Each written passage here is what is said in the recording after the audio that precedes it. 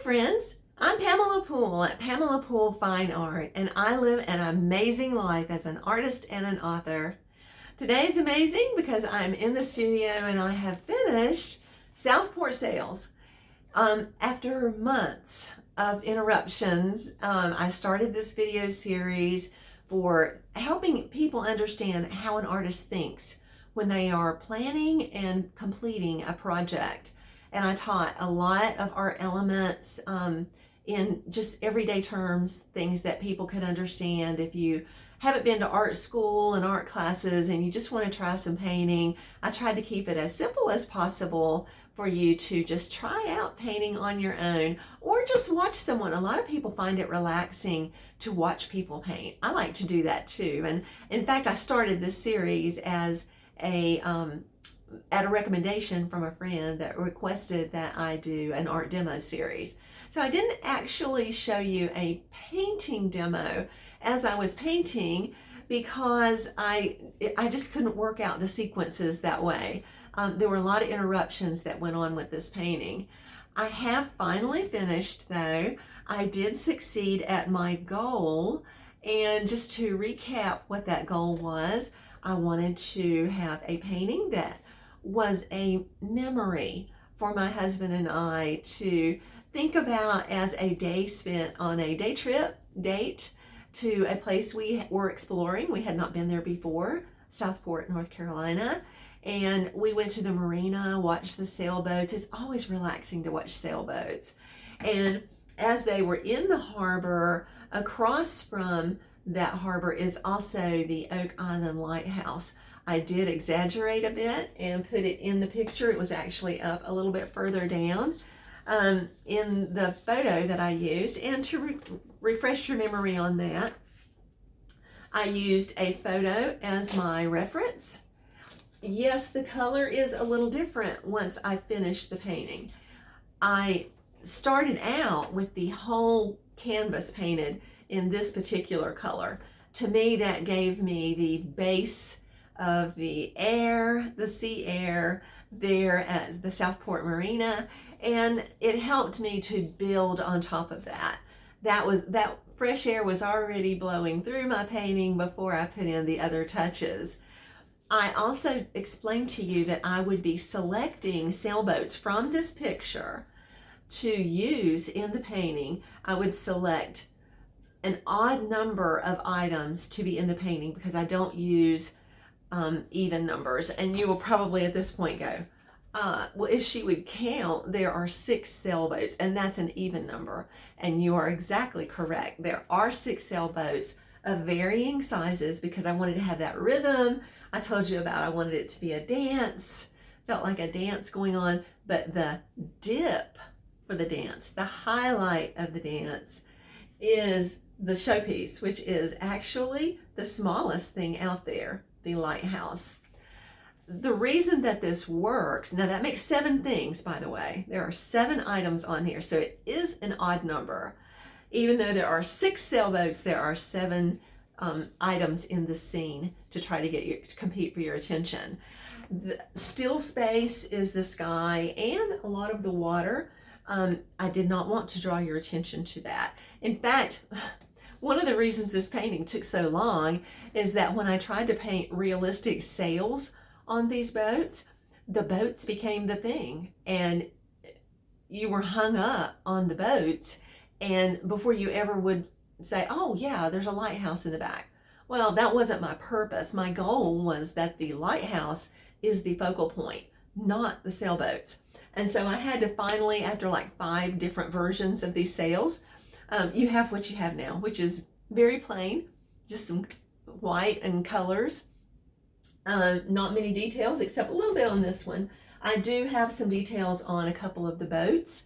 My son suggested the name of the boat for Miami Vice, Sonny Crockett. So we've got Sonny over there and a name on here. So I do have a few little items that maybe once the eye is led into this and a viewer would look around, they might go back in and sort of enjoy some little details on the boats. But initially, those are not going to be the things that they are drawn to. The way that I achieved this, I told you from the beginning, I did not do what most artists do. because it's not something that a lot of people who just paint for fun are going to do. I didn't use the color wheel. Now, I probably did cheat in my head. I have a color wheel always going on. I know what colors are going to look good together and what's going to give me my wow factor. But I went with a color chart that had the colors I wanted to use in this painting, and I accomplished that. So there's another point for me, another little check off for me about why I feel that this painting is a success, even though it probably wouldn't win a show. You know, it may not be very interesting to other people, but I accomplished my goal, and that was the only thing. Never think that because your painting might not be something an expert would do, that doesn't mean it's not a successful painting. If you got what you wanted out of it, then you achieved your goal. So to accomplish these colors, a lot of people want to know, what paints do you use? And I didn't mention them before because I wasn't really to the painting aspect of this painting. I have used 7 colors. Okay, so I didn't do that on purpose, okay? But we do have 7 things in the painting, and I've got 7 colors. Anyway, I only use Chroma interactive acrylics. They will reopen, and what I mean by that is that I could be out painting for a day out at a park. My painting is touch dry. I pack it in the car. I don't have to worry about it being messed up. I get home, maybe my husband brings takeout and I don't have to cook that night, so I'm going to paint some more. Well, I can go back in with my paints, reopen those paints, meaning once the water and other mixed paints gets into them, I can keep blending. So they aren't touch dry and done. I can even mark some of it out, wipe some of it out with a wet paper towel. So I love these. I've been using them exclusively for about 15 years now. The Chroma acrylics I use, tinting white will help me not have chalky colors. So I use this mostly when I mix colors, and titanium white is the color that I use for when I want a strong white, like down in these little splashes here, or various aspects on the sails, and they're on the little part of the lighthouse. So I had 2 whites going on. I have 2 blues. I used a phthalo turquoise, and I used Prussian blue hue. This was an unexpected color for me. I wasn't sure what I would think about it when I got it. I just wanted to add another color to challenge myself, push my palette that I typically use, because I paint a lot of blue and aqua and turquoise. And quickly, this became my workhorse color. That's the Prussian blue hue. I used a green because, yes, I can, if you in elementary school, you learned that you could mix blue and yellow and get green. I couldn't get the green that I wanted and needed for this color chart from the Prussian blue and the phthalo turquoise. So I used one of my favorite greens from the same company, and it's an olive green. It has, if I mix it with enough tinting white, it has a yellow aspect to it. So it's very warm and fresh. I really like it. Now, as you know, in my reference photo, this is pretty monochromatic. And by that, I mean, it's really just blue and white, various hues. Grays where there are darker values that set off the boats and the sails and that sort of thing. But there's nothing that really pops out at you to make it interesting. Well, obviously with a painting, I want people to look at it and go, wow. So I always have colors I call my dynamite. And what I mean is that I blow up certain places so that I can get your attention. In this painting, I used 2 colors for that. I used a cadmium yellow light and a cadmium orange. And orange is a complement of blue. As you can see, it looks very good with the blues in the background. So those colors were not on the chart. There was a soft yellow on that chart, but there wasn't the yellow that I wanted. So yes, I did use this color chart, but then I also used my own knowledge of color from years of painting to put the wow factor in with the little versions of that. Now, you're not going to be able to see this very well in the video, so I hope you'll go to my website when I have the painting up there for you to take a look at, and maybe zoom it in and see what I've done that you like, what maybe you can use in your own paintings if you are a painter. Now, let's talk about something here. Maybe you like to watch art demos and hear about art, but you aren't really an artist. Well, I have some other resources for you. If you've liked this series, you like the terms I've mentioned and the way I've presented things in a normal, average, everyday person kind of term, then you might like my art appreciation series. That is another thing that got in the way with me finishing this particular painting.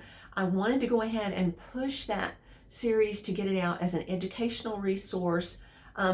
Of course, for adults who want to learn more about art movements or a focus on certain painters, just because they like to do that.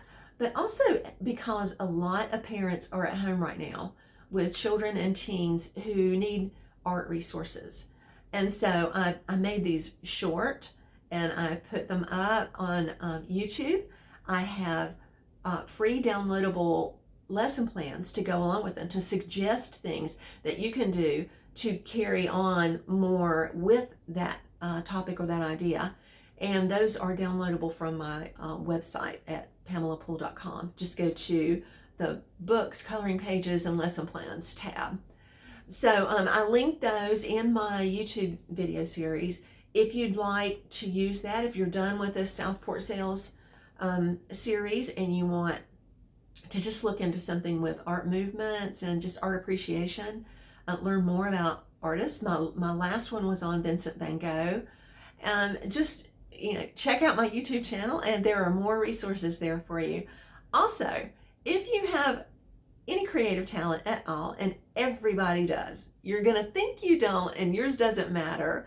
Most people do, but you do. You have something that you have been created with by your maker that is a reflection of him. You have been created in his image, and the first attribute that he tells us about himself is in Genesis, right from the beginning. He says he created everything. And so creativity is the first attribute that he reveals about himself. That has been made into you as you are in his image, and so everybody's got some. And I help people realize that and explore what their gifting is, even if it's not painting. Look, not many people paint. A lot of them paint for hobby, and that's kind of what the people that I'm talking to. I'm not really trying to teach people who are experts in any of this. I'm just trying to help people come to grips with art terms and enjoy painting for themselves.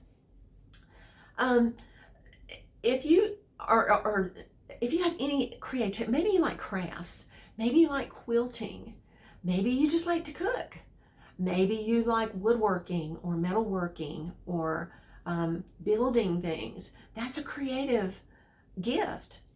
All of us have a different gift. We can't all paint, we can't all sew or crochet. We all have different gifts, because that is how we become a well-rounded body of people, and that is how we serve the rest of society with our creative talents. Not all the same thing, but with all kinds of different gifts. If you would like to explore that idea more, another thing that kept me from finishing this series during the past few months has been that I released a book about creativity. It's called Inspired Artistry, Embracing Your Creative Calling. And in this book, I talk a lot more about that in specifics.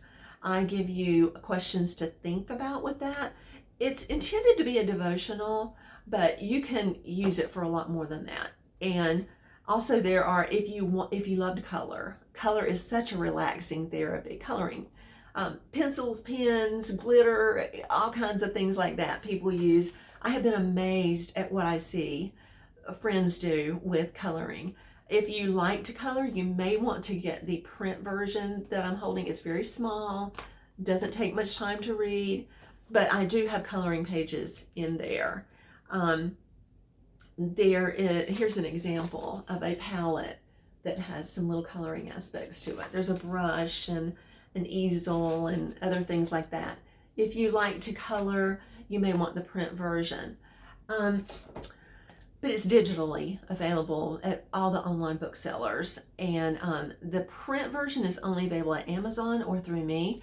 If you don't want to go to online booksellers and you just want to purchase the book through me, just contact me through either of my websites with my email. It has a contact email address, and that would be at pamelapoole.com, or it would be at southernskypublishing.com.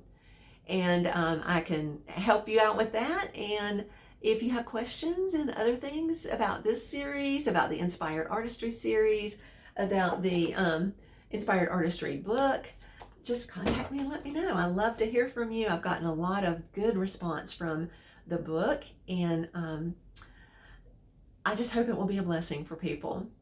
And that's our goal, isn't it? With all the things that we're doing, it's for us to relax. It's a way that the Lord has given us to unwind, de-stress from a world that just seems to have gone crazy. So turn off the news, get out something creative to do and some music that you enjoy, and just have a wonderful creative life. Until next time, I will see you later, and hopefully run into you some more over the internet, my social media links you can find, or you can contact me through email, through my websites. And until then, have a wonderful creative life. See you next time. Bye-bye.